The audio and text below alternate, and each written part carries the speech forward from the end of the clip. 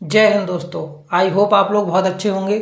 दोस्तों, स्वागत है आपका एक और नई वीडियो पर। और आज के इस वीडियो में मैं आपको पढ़ाऊंगा प्रेजेंट इंडेफिनिट टेंस। दोस्तों, टेंस की सीरीज जो मैंने आप लोगों के लिए स्टार्ट की है, इस सीरीज के 2 वीडियो पहले ही कंप्लीट हो चुके हैं। अगर आपने अभी तक वो वाले वीडियो नहीं देखे हैं तो आप लोग पहले वो वाले वीडियो देख लीजिए, क्योंकि उन दोनों वीडियो के माध्यम से मैंने आपको टेंस के बारे में कुछ बेसिक बातें बताई हैं और वर्ब के बारे में भी बताया है। वर्ब की कितनी फॉर्म्स होती हैं, तो वर्ब की 4 फॉर्म होती हैं, फर्स्ट, सेकंड, थर्ड और फोर्थ फॉर्म। फोर्थ फॉर्म को ही आईएनजी फॉर्म कहते हैं। और पहले वीडियो में मैंने आपको सब्जेक्ट के बारे में बताया है।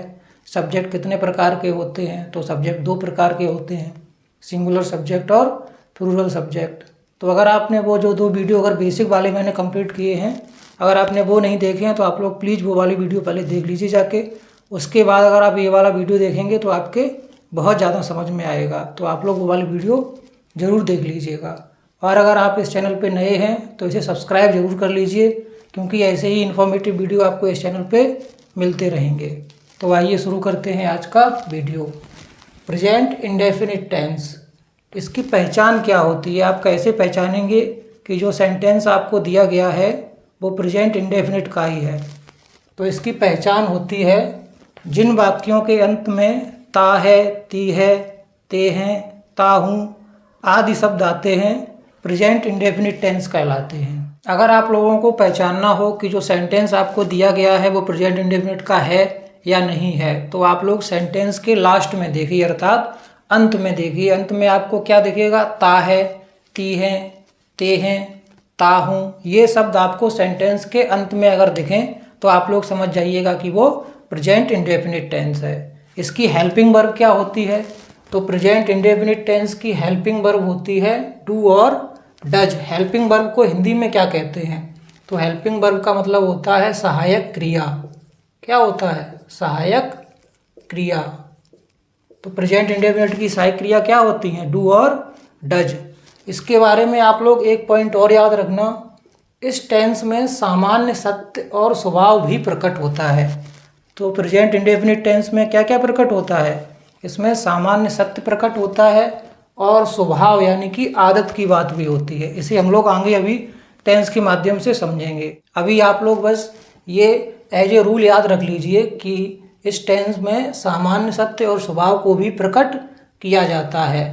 और इसका अगला पॉइंट क्या है? स्वभाव प्रकट करने वाले सेंटेंसेस में इस रूल को आप लोग याद रखना कि स्वभाव, जिन भी सेंटेंसेस में स्वभाव प्रकट होगा, ऐसे सेंटेंसेस में सब्जेक्ट के पहले दा का यूज नहीं होगा। यानी कि जिस भी सेंटेंस में स्वभाव या हैबिट की बात होगी तो आप सब्जेक्ट से पहले दा का यूज उसमें नहीं करेंगे। तो स्वभाव प्रकट करने वाले सेंटेंसेस में आप लोग दा का यूज नहीं करेंगे।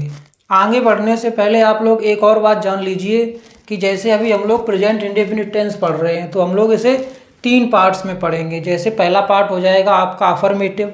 अफर्मेटिव को ही पॉजिटिव और सिंपल सेंटेंस भी कहते हैं। दूसरा हम लोग पढ़ेंगे नेगेटिव सेंटेंस। तीसरा हम लोग पढ़ेंगे इंटेरोगेटिव सेंटेंस। इंटेरोगेटिव सेंटेंस के 2 पार्ट हो जाएंगे, फर्स्ट और सेकंड। एक होगा जिसमें क्वेश्चन वर्ड बीच में आएगा और एक जो होगा जिसमें क्वेश्चन वर्ड सबसे पहले आ जाएगा। तो हम लोग इन्हें 3 पार्ट्स में डिवाइड करके पढ़ेंगे। नंबर 1 क्या होगा? अफर्मेटिव। सेकंड क्या होगा? नेगेटिव। और थर्ड क्या होगा? इंटेरोगेटिव। और इंटेरोगेटिव में 2 पार्ट होंगे, इंटेरोगेटिव फर्स्ट टाइप और इंटेरोगेटिव सेकंड टाइप। तो आइए स्टार्टिंग करते हैं अफर्मेटिव सेंटेंसेस से। किससे? Affirmative sentences. और अफर्मेटिव सेंटेंसेस को और क्या कहते हैं? पॉजिटिव सेंटेंसेस भी कहते हैं और सिंपल सेंटेंसेस भी कहते हैं। तो आप लोग आगे कभी कंफ्यूज मत होना, चाहे पॉजिटिव सेंटेंस कहा जाए, चाहे सिंपल सेंटेंस कहा जाए, चाहे फिर अफर्मेटिव सेंटेंस कहा जाए, बात एक ही है। अफर्मेटिव सेंटेंस को मैंने 2 पार्ट में डिवाइड कर दिया है। इसे सिंगुलर सब्जेक्ट और प्लूरल सब्जेक्ट के 2 रूल में डिवाइड कर दिया है। तो सबसे पहला जो रूल है इसका वो ये है, सिंगुलर सब्जेक्ट के साथ मेन वर्ब की फर्स्ट फॉर्म के साथ एस या ईएस लगाते हैं। क्या करते हैं? इसमें जो भी सिंगुलर सब्जेक्ट होंगे, सिंगुलर सब्जेक्ट होते कौन कौन से हैं? तो ही, सी, इट और वन नेम।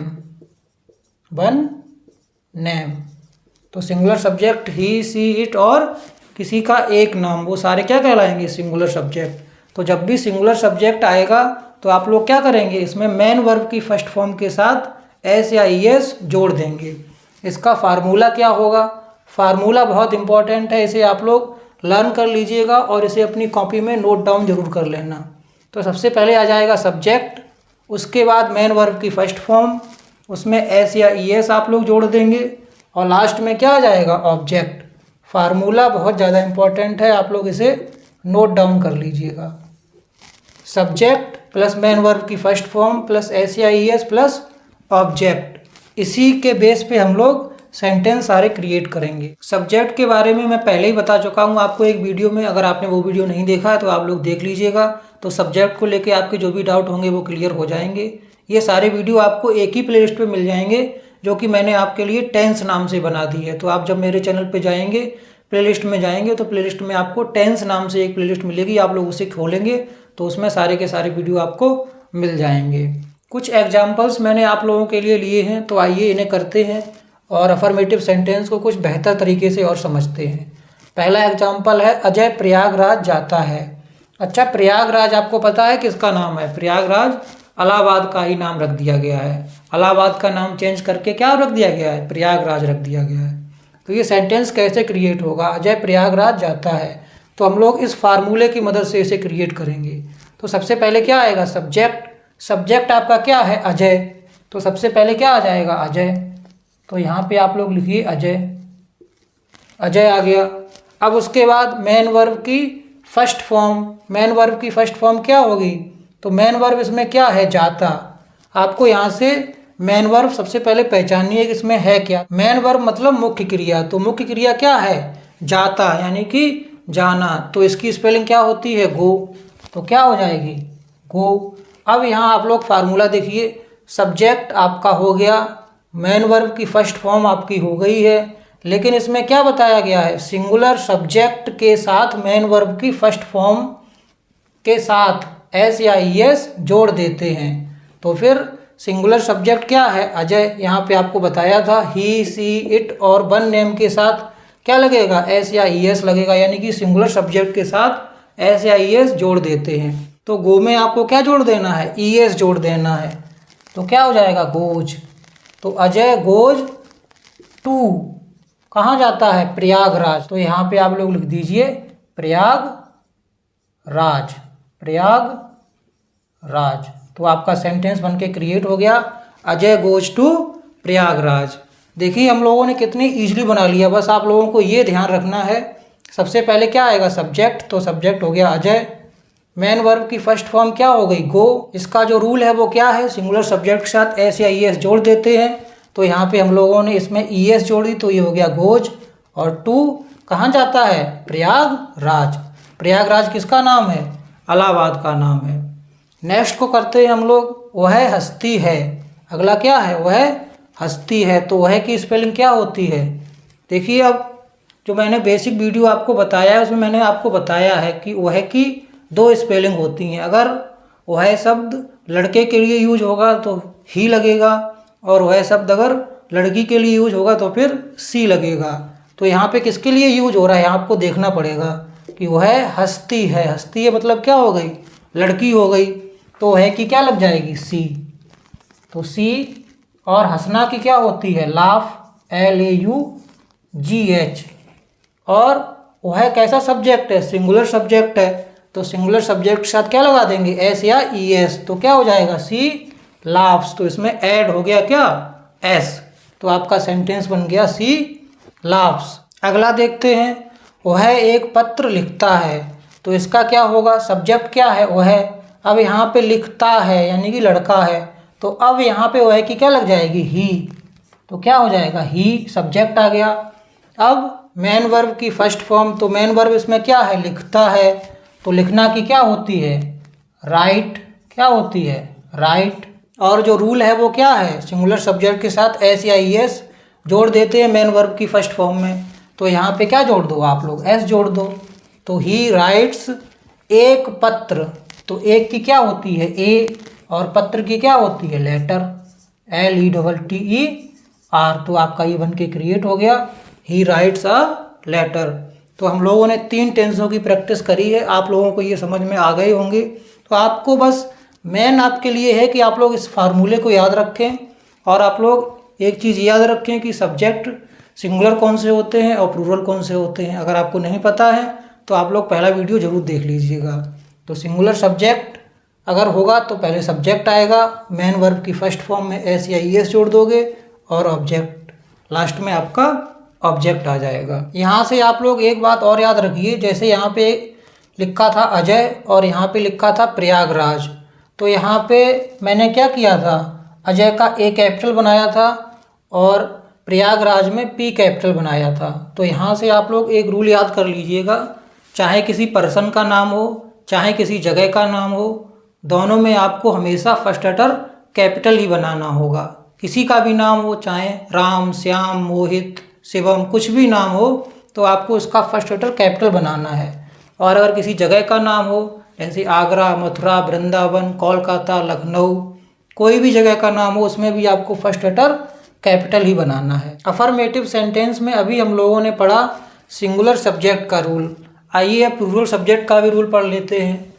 तो इसका क्या रूल है, प्लूरल सब्जेक्ट के साथ मेन वर्ब में एस या ई एस नहीं जुड़ता है। अब आपको ये याद रखना है कि जब भी सब्जेक्ट प्लूरल आएगा तो इसमें आपको एस या ई एस नहीं जोड़ना है, बस आपको इसमें मेन वर्ब की फर्स्ट फॉर्म का ही यूज करना है। सिर्फ आपको मेन वर्ब की फर्स्ट फॉर्म लगा देनी है और आपको सेंटेंस वैसा का वैसा ही क्रिएट कर देना है जैसा इसमें हुआ था। इसमें बस आपने एस या ई एस लगा दिया था, लेकिन इसमें आपको एस या ई एस नहीं लगाना है।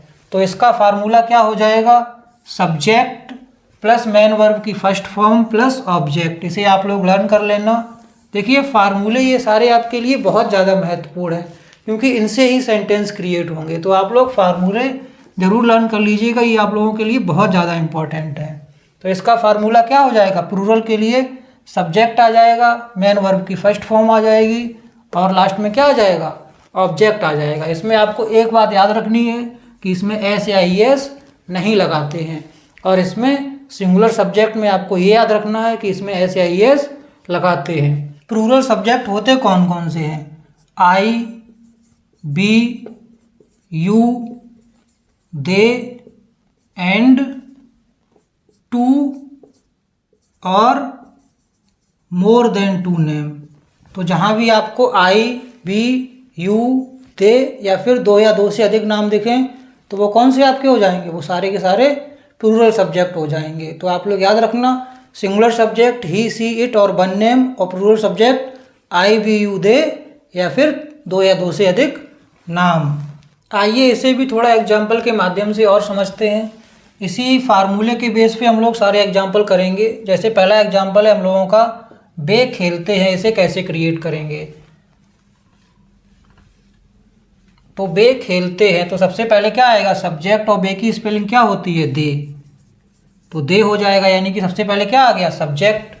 खेलते हैं तो खेलना क्या होती है, प्ले, तो पी एल ए बाई, तो बस बन गया आपका, क्या हो गया, दे प्ले, बे खेलते हैं। तो यहाँ पे हम लोगों का इसी फार्मूले के बेस पे बना सब्जेक्ट, मेन वर्ब की फर्स्ट फॉर्म और ऑब्जेक्ट इसमें कुछ था नहीं तो ऑब्जेक्ट आया नहीं, तो क्या बन गया, दे प्ले, और मेन वर्ब की फर्स्ट फॉर्म आएगी, इसमें एस या ई एस आता नहीं है।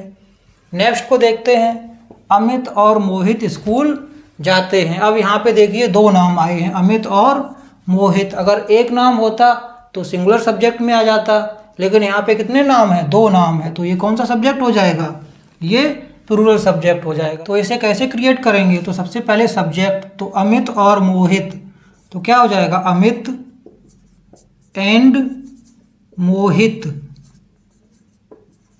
अमित एंड मोहित। अब क्या आएगा, मेन वर्ब की फर्स्ट फॉर्म, तो मेन वर्ब इसमें क्या है, गो, यानी कि जाते हैं, तो क्या हो जाएगा, गो टू, कहाँ जाते हैं, स्कूल, तो SCHOOL,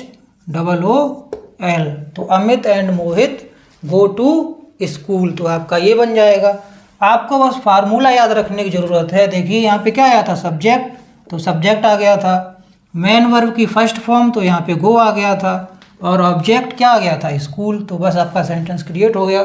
तो Amit and Mohit go to school. अगला करते हैं, कुत्ते भौंका करते हैं। अगला क्या है, कुत्ते भौंका करते हैं, तो फिर इसका क्या हो जाएगा, डॉग्स बार्क, क्या हो जाएगा, डॉग्स बार्क। अब देखिए कुत्ते भौंका करते हैं, तो ये एक हैबिट की बात है, यानी कि आदत की बात है। तो ये किस में आ जाएगा? स्वभाव प्रकट करने वाले में। और इसका रूल क्या होता था कि जिन भी सेंटेंसेस में स्वभाव प्रकट होगा उनमें सब्जेक्ट के आगे दा का यूज नहीं होगा। तो यहाँ पे हम लोगों ने दा का यूज नहीं किया था, इसीलिए मैंने आपको ये रूल पहले ही बता दिया था।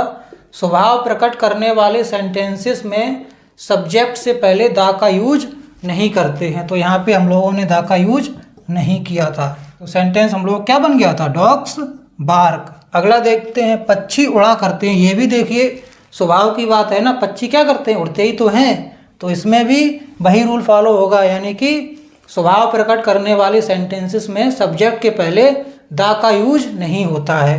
तो इसे भी पक्षी मतलब वर्ड्स क्या हो जाएगा? वर्ड्स। और उड़ा करते हैं यानी कि फ्लाई, तो इसका क्या बन जाएगा? Words fly. इसमें दा नहीं लगेगा क्योंकि ये स्वभाव प्रकट कर रहा है ये सेंटेंस। तो जो भी सेंटेंस स्वभाव प्रकट करेगा उसमें आप लोग दा का यूज नहीं करेंगे। और देखिए पहचान तो इसमें आपको सब में मिल ही रही है ना, ता है, ती हैं, ते हैं आदि शब्द आते हैं, तो वो कौन से टेंस कहलाते हैं? Present indefinite. ऐसे ही इसमें भी जा ता है और इधर ती हैं और इधर ता है, तो जिन वाक्यों के अंत में ता है, ती हैं, ता हूँ, ते हैं आदि शब्द आते हैं वो सारे कौन से टेंस कहलाते हैं? प्रेजेंट इंडेफिनिट टेंस कहलाते हैं। अगला क्या है? हम प्रतिदिन ईश्वर की प्रार्थना करते हैं, तो हम की क्या होगी? बी। बी क्या है तुम्हारा? सब्जेक्ट। हम क्या है? सब्जेक्ट। तो सबसे पहले क्या आता है? सब्जेक्ट। अब मेन वर्ब की फर्स्ट फॉर्म, तो मेन वर्ब आपकी क्या है? प्रार्थना करना। प्रार्थना करना की इंग्लिश क्या होती है? प्रे। तो बी प्रे टू, किसकी प्रार्थना करते हैं? ईश्वर की, अर्थात गॉड। तो बी प्रे टू गॉड। और प्रतिदिन की क्या होती है? डेली। क्या होती है? डेली। तो be pray to God daily. इसका क्या बन जाएगा? Be pray to God daily. समझ में आ रहा है आप लोगों के? देखिए मैं भी बहुत मेहनत कर रहा हूँ आप लोगों के लिए, तो आप लोग इस चैनल को सब्सक्राइब जरूर कर लीजिएगा और अपने दोस्तों के साथ भी इसे शेयर करिए, ताकि अगर उनको टेंस नहीं आते हैं तो वो भी सीख जाएंगे। आप उनकी भी हेल्प कर सकते हैं ना, अगर आपके दोस्त हैं तो इसे अन्य लोगों के साथ शेयर जरूर करें और चैनल को सब्सक्राइब जरूर कर लीजिए। आप लोगों के लिए मैं इतनी मेहनत कर रहा हूँ, तो आप लोग इतना तो कर ही सकते हैं। चैनल को सब्सक्राइब कर लीजिए और वीडियो को लाइक कर दीजिए और इसे अपने दोस्तों के साथ भी शेयर कर दीजिए, ताकि वो भी लोग टेंस सीख जाएं। तो अभी हम लोगों ने पढ़ा अफर्मेटिव सेंटेंस, अब हम लोग पढ़ेंगे निगेटिव सेंटेंस, क्योंकि इसके आगे क्या आता है? निगेटिव। और निगेटिव के आगे क्या आएगा? इंटेरोगेटिव। तो आइए अब पढ़ते हैं निगेटिव सेंटेंसेस। निगेटिव सेंटेंसेस मतलब नकारात्मक वाक्य। तो अभी हम लोगों ने अफर्मेटिव सेंटेंस पढ़ा था, तो अब हम लोग पढ़ेंगे निगेटिव सेंटेंस। निगेटिव सेंटेंस के भी कुछ रूल होते हैं, जैसे कि नहीं का यूज इसमें होता है। निगेटिव सेंटेंस में किस वर्ड का यूज होता है? नहीं का यूज होता है। और नहीं के लिए आप लोग नॉट का यूज करेंगे आफ्टर हेल्पिंग वर्ब, अर्थात सहायक क्रिया के बाद आप लोग किसका यूज करेंगे? नॉट का यूज करेंगे। दूसरा क्या है? कभी नहीं के लिए आप लोग नेवर का यूज करेंगे। जब भी कभी नहीं वर्ड आएगा तो आप लोग नेवर का यूज करेंगे और इसमें हेल्पिंग वर्ब नहीं आएगी। अगर कभी नहीं शब्द के साथ आप लोग नेवर का यूज कर लेंगे तो उस सेंटेंस में आप लोग हेल्पिंग वर्ब का यूज नहीं करेंगे, अर्थात डू और डज का यूज नहीं करेंगे। जैसा कि मैंने आपको पहले ही बताया था कि प्रेजेंट इंडेफिनिट की हेल्पिंग वर्ब क्या होती है? डू और डज। सिंपल सेंटेंस यानी कि अफर्मेटिव सेंटेंस में हेल्पिंग वर्ब का यूज नहीं होता है, लेकिन नेगेटिव सेंटेंस में हेल्पिंग वर्ब का यूज होता है। इसमें सिंगुलर सब्जेक्ट के साथ डज का यूज करते हैं और प्लूरल सब्जेक्ट के साथ डू का यूज करते हैं। नेगेटिव सेंटेंसेस में सिंगुलर सब्जेक्ट के साथ आप लोग हेल्पिंग वर्ब डज का यूज करेंगे और इसमें नहीं के लिए आप लोग नॉट का यूज करेंगे और इसमें मेन वर्ब की फर्स्ट फॉर्म का ही यूज होगा। तो इसका फार्मूला क्या बन जाएगा आप लोगों के लिए? सब्जेक्ट आ जाएगा, यानी कि सिंगुलर सब्जेक्ट जो भी होगा, ही सी इट जो भी है वो यहाँ पे आ जाएगा। उसके बाद हेल्पिंग वर्ब आपकी आ जाएगी डज। क्या आ जाएगा? डज। सब्जेक्ट के तुरंत बाद हेल्पिंग वर्ब आएगी डज। उसके बाद आ जाएगा नॉट, उसके बाद मेन वर्ब की फर्स्ट फॉर्म और लास्ट में ऑब्जेक्ट। तो ये फार्मूला आप लोग याद कर लीजिए। क्या फार्मूला है? Subject plus does not plus main verb की फर्स्ट फॉर्म प्लस ऑब्जेक्ट। ये फार्मूला है आपका सिंगुलर के लिए। किसके लिए है? सिंगुलर के लिए। तो नेगेटिव सेंटेंस में जब भी सिंगुलर सब्जेक्ट की बात आए तो आप लोग इस फार्मूले की सहायता से सारे सेंटेंस क्रिएट करेंगे। तो फार्मूला क्या है, subject plus does not plus main verb की फर्स्ट फॉर्म प्लस ऑब्जेक्ट। आइए इसी फार्मूले की सहायता से कुछ सेंटेंस बनाते हैं। वह क्रिकेट नहीं खेलती है, खेलती है तो यानी कि लड़की है, तो है कि क्या स्पेलिंग लग जाएगी, सी। तो सी हो गया सब्जेक्ट। सब्जेक्ट के बाद क्या आएगा, डज, तो यहाँ पे आप लोग क्या लगा दीजिए, डज। उसके बाद नहीं के लिए क्या आ जाएगा, नॉट, क्या आ जाएगा, नॉट। तो सी डज नॉट, यानी कि यहाँ तक आपका कंप्लीट हो गया। सब्जेक्ट आ गया, डज नॉट आ गया। अब क्या आएगा, मेन वर्ब की फर्स्ट फॉर्म। तो मेन वर्ब क्या है, खेलती, तो क्या हो जाएगा, प्ले, क्या हो जाएगा, प्ले। अब क्या खेलती है, क्रिकेट, तो प्ले क्रिकेट कर दो यहाँ पे। तो ये आपका सेंटेंस क्रिएट हो गया, she does not play cricket. बताइए कितना आसान था। बस आपको ये फार्मूले के अकॉर्डिंग ही पूरा सेंटेंस क्रिएट कर देना है। तो पहले सब्जेक्ट आ गया था, उसके बाद डज नॉट दिया गया था, सिंगुलर सब्जेक्ट के साथ क्या लगेगा, डज नॉट। तो सी के तुरंत बाद आ गया डज नॉट। उसके बाद मेन वर्ब की फर्स्ट फॉर्म, तो मेन वर्ब की फर्स्ट फॉर्म आ गई थी प्ले, और लास्ट में क्या आ जाएगा, ऑब्जेक्ट। तो आपका ये क्रिएट हो गया, क्या हो गया, she does not play cricket. Important है आप लोगों के लिए फार्मूला, तो आप लोग एक बार फार्मूला लर्न कर लीजिएगा, उसके बाद सेंटेंस बनाने में आपको कोई दिक्कत आएगी नहीं। आइए दूसरा बनाते हैं। राम कभी भी झूठ नहीं बोलता है। तो सबसे पहले क्या आएगा, राम।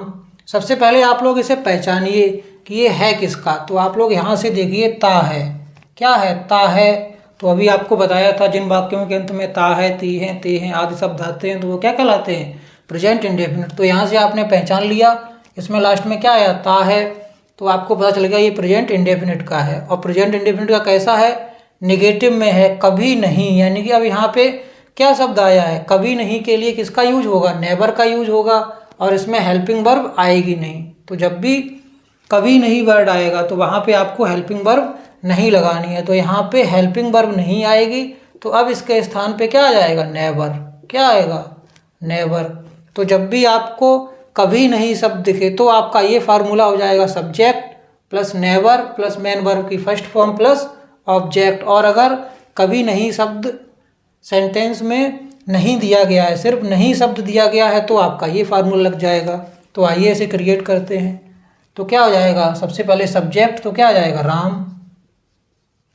अब कभी नहीं के लिए क्या लग जाएगा, नेवर, राम, नेवर।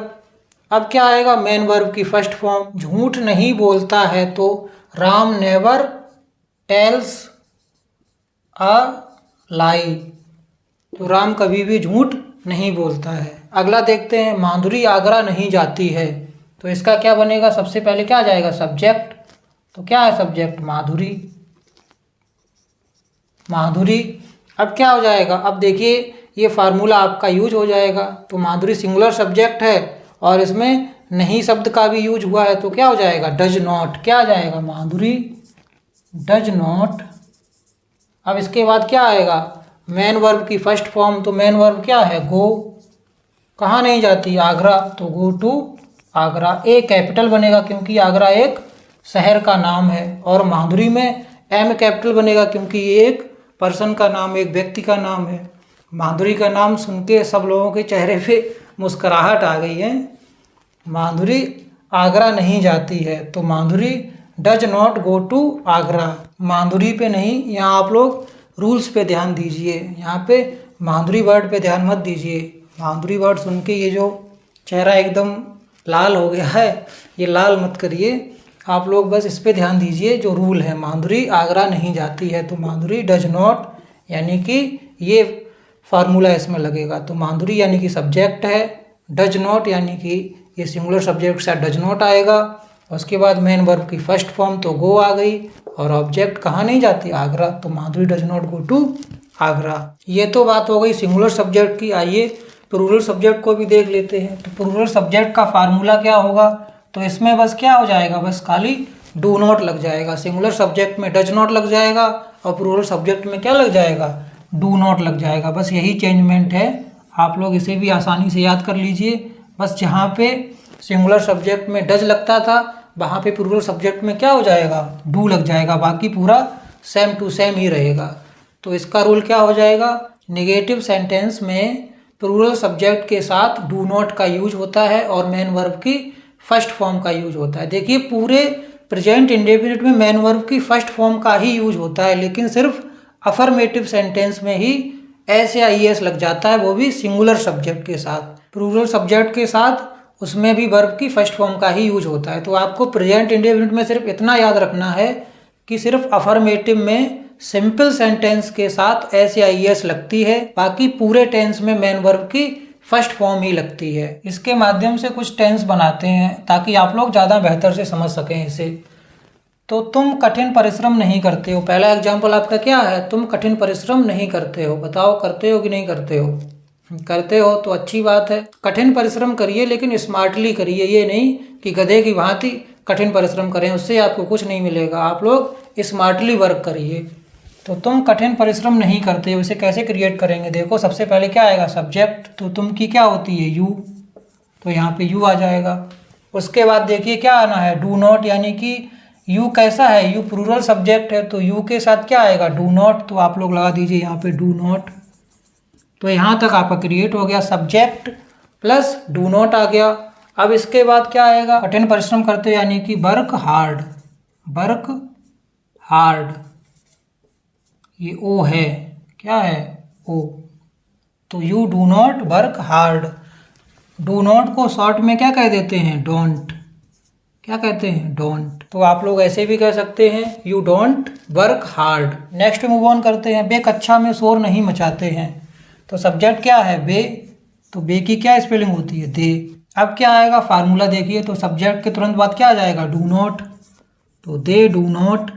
यहाँ तक आपका बन गया सब्जेक्ट प्लस डू नॉट। अब मेन वर्ब की फर्स्ट फॉर्म आएगी, तो मेन वर्ब की फर्स्ट फॉर्म क्या है, मचाते हैं, तो क्या हो जाएगा, मेक अ नॉइज। शोर मचाना की पूरी स्पेलिंग होती है मेक अ नॉइज, और कहाँ, क्लास में, तो in the class, in the class. तो आपका सेंटेंस बन जाएगा, they do not make a noise in the class. शोर मचाना की आप लोग पूरी स्पेलिंग एक बार में याद कर लीजिए। शोर मचाना की पूरी स्पेलिंग होती है मेक अ नॉइज, तो यहाँ पे हम लोगों ने इसीलिए पूरी लगाई है मेक अ नॉइज। तो क्या सेंटेंस क्रिएट होगा, they do not make a noise in the class, अर्थात वे कक्षा में शोर नहीं मचाते। आइए अगले सेंटेंस पे मूव ऑन करते हैं। अगला सेंटेंस क्या है, ये लड़कियां अपना समय कभी भी बर्बाद नहीं करती हैं। और लड़कियां वास्तव में अपना समय कभी भी बर्बाद नहीं करती हैं, लड़के अपना समय बर्बाद करते रहते हैं। लड़के अपना समय कैसे बर्बाद करते हैं, एक बार लड़की अगर उसे मुस्कुरा के देख ले तो लड़का पूरे दिन यही सोचता रहेगा, यार उसने पता नहीं क्यों मुझे मुस्कुरा के देखा था, उसने मुझे मुस्कुरा के देखा था। मतलब दिमाग में अंदर ही अंदर इतनी चीज़ें सोचने लगेगा, उसका समय पूरा का पूरा वेस्ट चला जाएगा। और लड़की अपना, वो एक बार मुस्कुरा के देख लिया उसने, अब वो अपना काम कर रही है, अपना पढ़ रही है, और लड़का इसी ख्याल में खोया हुआ था, उसने मुझे मुस्कुरा के देखा, वो मुस्कुराई थी मुझे देख के। हजारों तरह के विचार चलेंगे और उसका समय पूरा का पूरा बर्बाद चला जाएगा। और उसी समय में लड़कियां बहुत ज़्यादा पढ़ लेती हैं और लड़के के इसी वजह से नंबर ही बहुत कम आते हैं। वो यही सोचता रहता है कि वो पता नहीं क्यों मुस्कुराई थी, वो मुस्कुरा के निकल जाती है और लड़का यही सोचता रहता है। किसी ने लड़कियों की मुस्कुराहट के ऊपर 2 लाइनें भी लिखी हैं। क्या लिखा है, मुस्कुराना तो हर एक लड़की की एक अदा है, मुस्कुराना तो हर एक लड़की की एक अदा है, जो समझे इसे मोहब्बत वो सबसे बड़ा गधा है। तो आप लोग गधे मत बनिए, इन पे ध्यान दीजिए, इनसे आपका भला होने वाला है। ये लड़कियां अपना समय कभी भी बर्बाद नहीं करती हैं। तो इसे कैसे बनाएंगे, तो ये लड़कियां यानी कि सब्जेक्ट है आपका ये लड़कियां, इसकी स्पेलिंग क्या होगी, दीज गर्ल्स, दीज गर्ल्स। अब इसमें क्या आया है, कभी नहीं, तो कभी नहीं के लिए क्या यूज होगा, नेवर, क्या लगेगा, नेवर। और जहाँ पे नेवर आता है वहाँ पे डू नॉट का यूज नहीं होता है, आप लोग याद रखना। चाहे सिंगुलर सब्जेक्ट निगेटिव हो, चाहे प्लूरल सब्जेक्ट निगेटिव हो, सिंगुलर सब्जेक्ट में अगर कभी नहीं शब्द आएगा तो वहाँ पे डज नॉट का यूज नहीं होगा, सिर्फ नेवर लगेगा। और अगर प्लूरल सब्जेक्ट में कभी नहीं शब्द का यूज होगा तो वहाँ पे डू नॉट का यूज नहीं होगा, सिर्फ नेवर का यूज होगा। अर्थात कहने का मतलब ये है कि अगर कभी नहीं शब्द आएगा तो फिर हेल्पिंग वर्ब का यूज नहीं होगा, सिर्फ नेवर का यूज होगा। तो दीज गर्ल्स नेवर, अपना समय बर्बाद करना, बर्बाद करना क्या होती है, वेस्ट। अब देयर टाइम, अपना समय।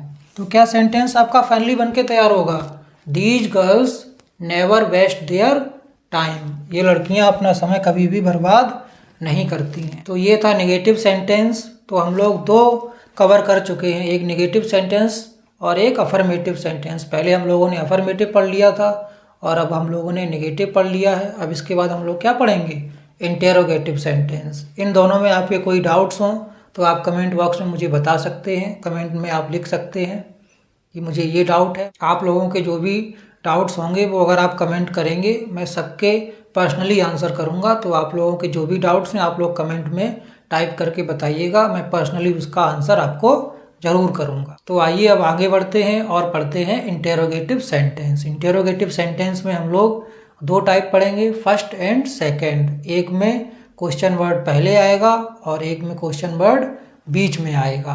इंटेरोगेटिव सेंटेंस को दो पार्ट्स में डिवाइड करके पढ़ेंगे जिससे आप लोग बेहतर तरीके से समझ पाएँ। इंटेरोगेटिव फर्स्ट टाइप में हम लोग पढ़ेंगे जिनमें क्वेश्चन वर्ड बीच में आता है, और इंटेरोगेटिव सेकेंड टाइप में हम लोग पढ़ेंगे जिसमें क्वेश्चन वर्ड सबसे पहले आता है। क्वेश्चन वर्ड होते कौन कौन से हैं, जैसे क्या, क्यों, कब, कैसे। तो क्वेश्चन वर्ड कौन कौन से होते हैं, जैसे व्हाट हो गया एक, व्हाट माने क्या होता है, क्या। एक वाई हो गया, वाई माने क्या होता है, क्यों। ऐसे ही एक क्या होता है, वेयर होता है। कुछ क्वेश्चन वर्ड मैं आपको यहाँ पे बताई दे रहा हूँ जो मोस्ट कॉमनली यूज होते हैं। तो वेयर माने कहाँ हो गया। एक हाउ है, हाउ माने होता है कैसे। तो वाट हो गया, वाई हो गया, वेयर हो गया, हाउ हो गया।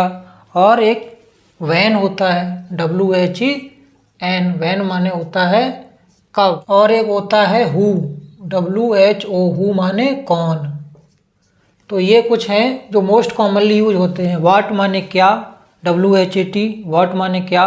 वाई, WHY, वाई माने क्यों। वेयर, WHERE, वेयर माने कहाँ। हाउ, HOW, हाउ माने कैसे। और हु, WHO, हु माने कौन। और वैन माने कब। तो ये कुछ क्वेश्चन वर्ड मैंने आपको यहाँ पे बता दिए हैं। वैसे तो और भी सारे होते हैं लेकिन मोस्ट कॉमनली जो यूज होते हैं वो मैंने आपको पहले ही बता दिए हैं, ताकि हम लोग इंटेरोगेटिव अगर पढ़ रहे हैं तो इसमें क्वेश्चन वर्ड का यूज तो होगा ही होगा। तो इसलिए पहले ही आपको पता होना चाहिए क्वेश्चन वर्ड होते क्या हैं।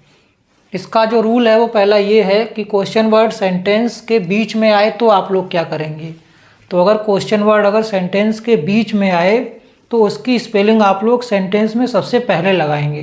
यानी कि जैसे ही आप सेंटेंस क्रिएट करेंगे और अगर क्वेश्चन वर्ड आपको बीच में दिखे तो उसकी इंग्लिश सबसे पहले आप लोग सेंटेंस में लगा देंगे। और बाकी तो वही रहेगा, मेन वर्ब की फर्स्ट फॉर्म लगेगी, सिंगुलर सब्जेक्ट के साथ हेल्पिंग वर्ब डज नॉट लग जाएगी और प्लूरल सब्जेक्ट के साथ हेल्पिंग वर्ब डू नॉट लग जाएगी। इसे फार्मूले के माध्यम से बेहतर तरीके से आप लोग समझ लीजिए। अब फार्मूला आप लोग ये लर्न कर लीजिए। जितने भी फार्मूले मैंने आप लोगों को लिखाए हैं अब तक, आप लोग सबको अपनी कॉपी पे नोट डाउन करके लर्न जरूर कर लीजिएगा, ताकि आप लोग उसके माध्यम से अच्छे से और ईजिली सेंटेंस को क्रिएट कर सकें।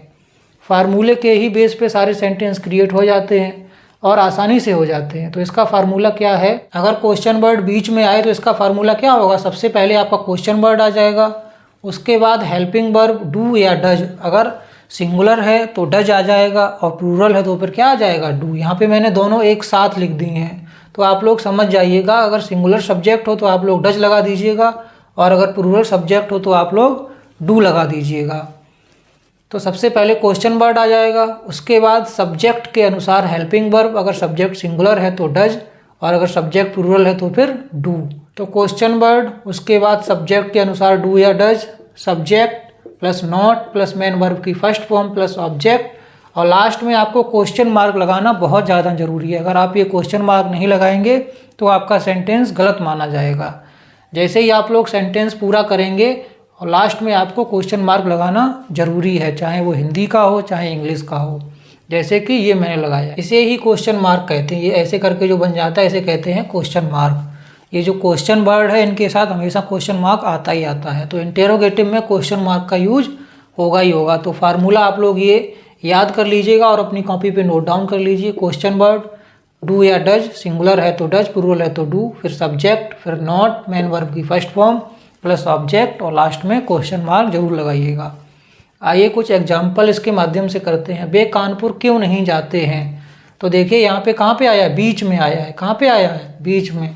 तो ये वाला फार्मूला अप्लाई हो जाएगा। जब भी बीच में आएगा तो सबसे पहले आपको क्वेश्चन वर्ड लिखना होगा। तो क्वेश्चन वर्ड यहाँ पे क्या है, क्यों। क्योंकि स्पेलिंग क्या होती है मैं आपको पहले ही बता चुका था, वाई।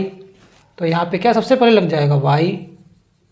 अब उसके बाद हेल्पिंग वर्ब आएगी, किसके अनुसार, सब्जेक्ट के अनुसार। तो आपको यहाँ पे सब्जेक्ट देखना है। सब्जेक्ट क्या है, बे। बे की स्पेलिंग क्या होती है, दे। दे सिंगुलर है कि प्लूरल? तो दे कैसा सब्जेक्ट है, दे एक प्लूरल सब्जेक्ट है। तो प्लूरल सब्जेक्ट के साथ क्या आएगा, डू। तो वाई डू। अब उसके तुरंत बाद क्या आ जाएगा, सब्जेक्ट। तो दे। तो वाई डू दे। अब उसके तुरंत बाद क्या आ जाएगा, नॉट। अगर नहीं है तो क्या आ जाएगा, नॉट। अगर ये शब्द ना हो तो फिर नॉट नहीं आएगा। तो यहाँ पे आपका फार्मूला क्या बन जाएगा, क्वेश्चन वर्ड प्लस डू या डज प्लस सब्जेक्ट। अगर नहीं है तो आप लोग नॉट लगाइएगा, और अगर नहीं शब्द ना दिया हो सेंटेंस में तो यहाँ पे नॉट नहीं आएगा। तो बाकी ये फार्मूला आपका बन जाएगा। सब्जेक्ट के बाद तुरंत आपका क्या आ जाएगा, फिर मेन वर्ब आ जाएगा, ऑब्जेक्ट आ जाएगा और लास्ट में क्वेश्चन मार्क आ जाएगा। और अगर नहीं है तो फिर नॉट लगाना ही पड़ेगा। नॉट कब आएगा, सब्जेक्ट के बाद आएगा। अब इसमें आप लोग ये बात और याद रखना, यहाँ पे डू नॉट साथ में नहीं आएगा, यहाँ पे सब्जेक्ट के बाद में नॉट आएगा। सब्जेक्ट पहले आएगा उसके बाद फिर नॉट आएगा। यहाँ पे आप लोग ये गलती बिल्कुल मत कर देना कि डू नॉट को एक साथ लगा दो। ये फार्मूला आप लोग लर्न कर लीजिए। इसमें देखिए लिखा है ना, डू या डज आएगा, फिर सब्जेक्ट आएगा, फिर नॉट आएगा। तो यहाँ तक हम लोग पहुँच चुके हैं, Y do they not.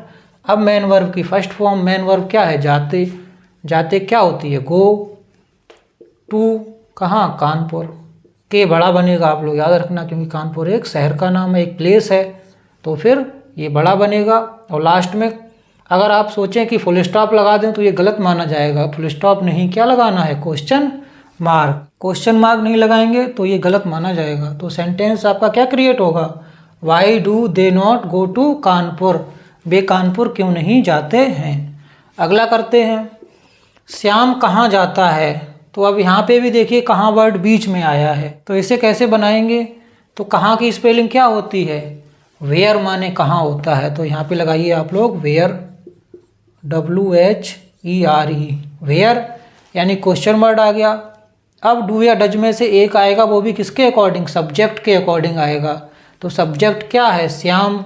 Shyam एक नाम है, तो ये कैसा सब्जेक्ट है, सिंगुलर है। तो सिंगुलर के साथ हम लोग क्या लगाएंगे, डज। तो वेयर डज। अब सब्जेक्ट आ जाएगा श्याम। अब यहाँ पे आप लोग देखिए कहीं पे भी नहीं शब्द नहीं आया है, सिर्फ क्या है, श्याम कहाँ जाता है। इसमें नहीं शब्द का यूज नहीं हुआ है, तो यहाँ पे नॉट भी नहीं आएगा। तो where does Shyam go, last में क्वेश्चन मार्क। तो आपका क्या क्रिएट हो जाएगा सेंटेंस, वेयर डज श्याम गो।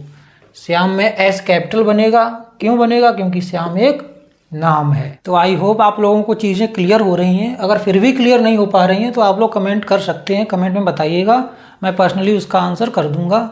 और हाँ, वीडियो को लाइक ज़रूर कर लीजिएगा, क्योंकि बहुत मेहनत लग रही है वीडियो को बनाने में। और इसे चैनल को सब्सक्राइब भी जरूर करिए अगर आप नए हैं तो, और अपने दोस्तों के साथ इसे शेयर जरूर कर दीजिए, क्योंकि टेंस सीरीज जो है बहुत ज़्यादा इम्पॉर्टेंट है। ये जो टेंस की सीरीज़ मैं आपको फ्री ऑफ कॉस्ट करवा रहा हूँ, बिल्कुल फ्री में, यही टेंस की सीरीज़ लोग बना के अपने चैनल पे कोर्स के रूप में सेल करते हैं और उसके पैसे लगते हैं। लेकिन मैं आपको टेंस बिल्कुल फ्री ऑफ कॉस्ट कंप्लीट कराऊंगा, आपसे कोई भी चार्ज इसका नहीं लगेगा। आप लोग फ्री में, जो पेड कोर्स होते हैं उसमें ये सब चीज़ें पढ़ाई जाती हैं, मैं आपको फ्री में पढ़ा रहा हूँ। तो आप लोग इसे बहुत ज़्यादा सपोर्ट करिए और इसे अपने दोस्तों के साथ ज़रूर साझा कर दीजिएगा। अब दूसरा देखते हैं क्या है, क्वेश्चन वर्ड सेंटेंस में सबसे पहले आए। एक तो कहाँ पे आता था, बीच में आता था, और एक कहाँ पे आए, सबसे पहले अगर आ जाए तो क्या होगा। तो अगर सेंटेंस में आपको क्वेश्चन वर्ड सबसे पहले दिखे तो आप लोग ये बात याद रखना, यदि क्वेश्चन वर्ड सेंटेंस में सबसे पहले आए तो आप लोग सेंटेंस की स्टार्टिंग हेल्पिंग वर्ब से करेंगे। अगर सिंगुलर सब्जेक्ट है तो आप लोग सबसे पहले डज का यूज करेंगे, और अगर प्लूरल सब्जेक्ट है तो आप लोग सबसे पहले डू का यूज करेंगे। तो ये रूल आप लोग याद कर लीजिएगा कि अगर क्वेश्चन वर्ड सेंटेंस में सबसे पहले आए तो आप लोगों को सेंटेंस की स्टार्टिंग हेल्पिंग वर्ब से करनी है। तो सबसे पहले आप लोग डू या डज का यूज करेंगे। सिंगुलर सब्जेक्ट है तो डज, और प्लूरल सब्जेक्ट है तो आप लोग डू का यूज करेंगे। इसका फार्मूला क्या होगा, तो सबसे पहले क्या आ जाएगा, डू या डज। वही मैंने जो बताया था, सिंगुलर सब्जेक्ट है तो डज आ जाएगा, और प्लूरल सब्जेक्ट है तो फिर डू आ जाएगा। उसके बाद नॉट आ जाएगा, फिर मेन वर्ब की फर्स्ट फॉर्म, ऑब्जेक्ट, और लास्ट में क्वेश्चन मार्क जरूर लगाइएगा आप लोग। इंटेरोगेटिव सेंटेंस में आपको क्वेश्चन मार्क लगाना ही लगाना है। अगर आप नहीं लगाएंगे तो आपका सेंटेंस गलत माना जाएगा। फुल स्टॉप मत लगाइएगा, क्वेश्चन मार्क लगाइएगा। देखिए जैसे मैंने लगाया है इसमें, ये सारे जो हम लोग बना रहे हैं ना, इनमें देखिए मैंने सब में क्या लगाया है, क्वेश्चन मार्क। हिंदी वाले में भी लगा है। तो जो भी इंटेरोगेटिव सेंटेंस में आएंगे उनमें लास्ट में आपको क्वेश्चन मार्क जरूर लगाना पड़ेगा। आइए इसे कुछ एग्जाम्पल के माध्यम से समझते हैं। क्या वह स्टेशन जाता है। अब देखिए यहाँ पे क्वेश्चन वर्ड सबसे पहले आया है। यहाँ पे क्या होता था, बीच में आया था। जब बीच में आए तो उसकी स्पेलिंग सबसे पहले लगा दो, और अगर स्टार्टिंग में आए तो इसकी स्पेलिंग नहीं लगेगी, क्वेश्चन वर्ड की स्पेलिंग नहीं लगेगी। इसी के स्थान पे सबसे पहले हेल्पिंग वर्ब आएगी, सिंगुलर सब्जेक्ट के साथ डज और प्लूरल सब्जेक्ट के साथ डू। तो आप लोग देखिए यहाँ पे सब्जेक्ट क्या है, वह है। तो क्या वह सिंगुलर है कि प्लूरल है, तो वह सिंगुलर है। तो सबसे पहले क्या आएगा, डज। क्या आ जाएगा, डज।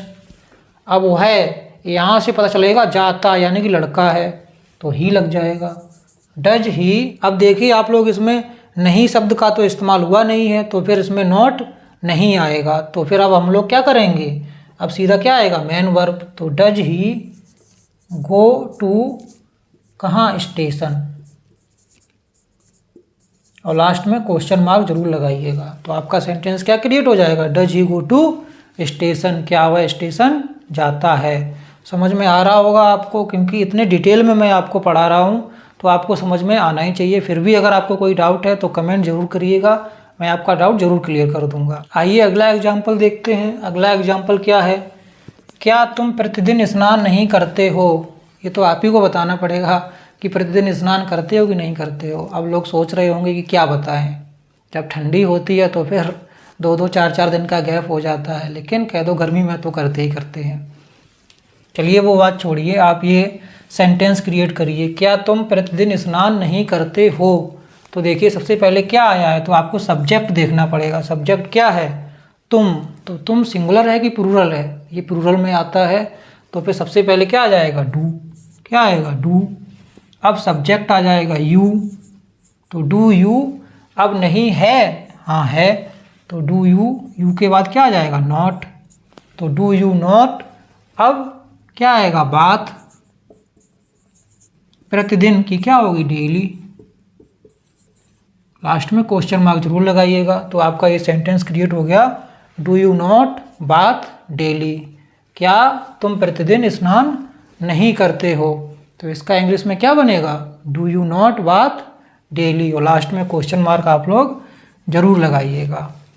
अगला क्या है, क्या तुम अपने भाई के साथ बाजार नहीं जाते हो। इसे कैसे क्रिएट करेंगे, तो वही आपको देखना है। सबसे पहले आया है तो यही वाला फार्मूला आपको याद रखना है। ये वाला क्या फार्मूला है, फार्मूला आप लोग याद कर लीजिएगा। डू या डज, फिर सब्जेक्ट, फिर नॉट, फिर मेन वर्ब की फर्स्ट फॉर्म, फिर ऑब्जेक्ट, और लास्ट में क्वेश्चन मार्क। तो यहाँ से आप लोग देखिए, तुम कैसा सब्जेक्ट है, ये प्लूरल सब्जेक्ट है। प्लूरल सब्जेक्ट के साथ क्या आएगा, डू, तो डू लगा दीजिए। अब तुम के लिए क्या आएगा, यू। उसके बाद आप देखिए नहीं है कि नहीं, तो हाँ दिया गया है, तो सब्जेक्ट के तुरंत बाद क्या आएगा, नॉट, तो डू यू नॉट। अब आएगा क्या, मेन वर्ब की फर्स्ट फॉर्म, फार्मूले में दिया गया है। नॉट के बाद क्या आता है, मेन वर्ब की फर्स्ट फॉर्म। तो मेन वर्ब की फर्स्ट फॉर्म क्या है, जाते, और जाते क्या स्पेलिंग होती है, गो। कहाँ, गो टू बाजार, यानी गो टू मार्केट। बाजार क्या होती है, मार्केट। गो टू मार्केट किसके साथ, अपने भाई के साथ, तो विद। अब आप लोग यहाँ पे देखिए अपने के लिए क्या आएगा। मैंने आपको जो पहला वीडियो में जो आपको टेंस के बारे में बताया है, जो बेसिक बातें, उसमें मैंने आपको बताया है प्रॉपर कि अपने के लिए किसके साथ क्या लगती है। तो अगर आपने वो वीडियो नहीं देखा है तो ज़रूर देखिएगा, उसमें आपकी ये सारे डाउट्स भी क्लियर हो जाएंगे। तो यहाँ पे क्या शब्द लगा है, तुम के साथ अपने के लिए आता है योर, तो विद योर। लास्ट में क्या आ जाएगा, ब्रदर। लास्ट में क्वेश्चन मार्क जरूर लगाइएगा, इसे लगाना मत भूलिएगा। तो आपका सेंटेंस क्या क्रिएट होगा, do you not go to market with your brothers, अर्थात क्या तुम अपने भाई के साथ बाजार नहीं जाते हो। समझ में आ गया आपको? क्या लगेगा? Do you not go to market with your brother. Your क्यों लगा? क्योंकि यू के साथ अपने के लिए योर का ही यूज होता है, इसलिए हम लोगों ने योर यहाँ पे लगाया था। क्योंकि यहाँ पे क्या आया था? यू, तो यू के साथ अपने के लिए क्या आएगा? योर। ये चीज़ें मैं आपको पहले ही बता चुका हूँ, तो आप लोग देख लीजिएगा वो वाला वीडियो। तो ये इंटेरोगेटिव फर्स्ट टाइप और सेकंड टाइप भी हो गया। आपका ये प्रेजेंट इंडेफिनिट टेंस कंप्लीट हो गया। इसमें आपको जो भी डाउट्स हों आप लोग कमेंट बॉक्स में बताइएगा, और ये वीडियो आपको कैसा लगा अपनी राय कमेंट बॉक्स में ज़रूर बताइएगा। आप लोगों के लिए इतनी ज़्यादा मेहनत कर रहा हूँ, आप लोग इसे ज़रूर शेयर करिए और अन्य लोगों तक भी इसे पहुँचाइए, और वीडियो को लाइक ज़रूर कर लीजिएगा। आज के वीडियो में बस इतना ही। जल्दी मुलाकात होगी आपसे अगले वीडियो में। तब तक के लिए आप लोग हंसते रहें, मुस्कराते रहें और इस चैनल के सारे वीडियो देखते रहें। धन्यवाद।